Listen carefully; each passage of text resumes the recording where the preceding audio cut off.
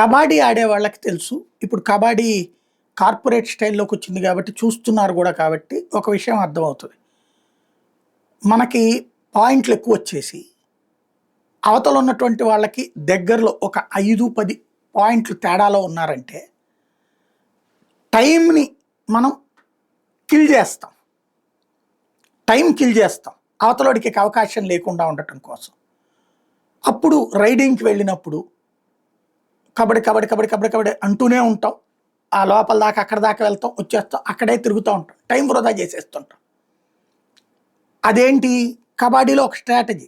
అంటే అవతలి వాడి సమయాన్ని నాశనం చేయటం అన్నటువంటిది. అవతలి వాడి బలాన్ని నీరసపరచడం అనేటటువంటిది. ఇదే ఇప్పుడు ప్రస్తుతం భారత సైన్యం అనుసరిస్తున్నటువంటి వ్యూహం. పాకిస్తాన్ సరిహద్దులకి నిన్న ఎయిర్ సైరన్స్ మోగించేసింది పాకిస్తాన్.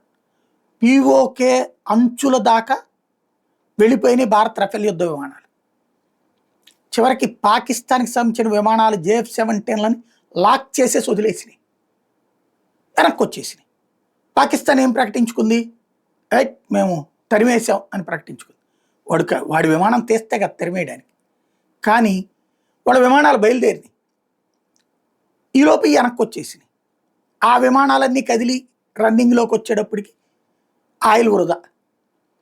అట్లాగే వాళ్ళకి సంబంధించినటువంటిది ఇప్పుడు భారత సైన్యం ఏం చేస్తుంది? నౌషేరా సెక్టార్లో అక్కడికి వెళ్తుంది, లేకపోతే ఇంకో చోటకి వెళ్తుంది, బహర్పుర అట్లాంటి ప్రాంతానికి వెళ్తుంది.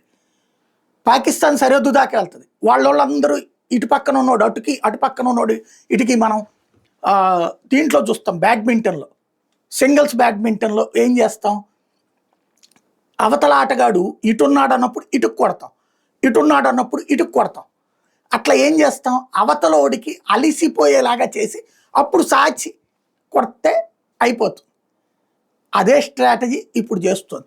వాళ్ళని ఏం చేస్తున్నారో అర్థం కావట్లేదు. మన సైన్యం సరిహద్దుల దాకా వెళ్తుంది, వాళ్ళు పరిగెత్తుకుంటూ వస్తున్నారు, మనం కూల్గా యువతలకు వచ్చేస్తున్నాం. మన యుద్ధ విమానాలు సరిహద్దు దాకా వెళ్తున్నాయి, వెనక్కి వచ్చేస్తున్నాం. వాళ్ళు పరిగెత్తుకు వస్తున్నారు, కూల్గా యువతలకు వచ్చేస్తున్నాం. ఏమన్నా అందామంటేనేమో మా ఇష్టం, మనం ఎన్ని చేస్తాలో మన యుద్ధం, మన ఇది. పోనీ అవతల లోపలికి వెళ్తే యుద్ధం చేయొచ్చు. లేదు, ఏమీ అర్థం కావట్లేదు. ఇక్కడ అసలు స్ట్రాటజీ అలా ఏంటంటే వాళ్ళది చేత ఖర్చు పెట్టించేయడం, వాళ్ళ ఆయిల్ ఖర్చు పెట్టించడం, వాళ్ళకి ఏం జరుగుతుందో అర్థం కానికపోవడం. 4 సార్లు అట్లా వచ్చినప్పుడు ఏముంది వాళ్ళు అట్లా వచ్చిపోతారు అన్నప్పుడు వెళ్ళి కొట్టి అవతల పడేస్తాం. ఇది ఇప్పుడు ప్రస్తుతం జరుగుతున్నటువంటిది. ఒక సూపర్ స్ట్రాటజీతో నడుస్తున్నది మన సైన్యం.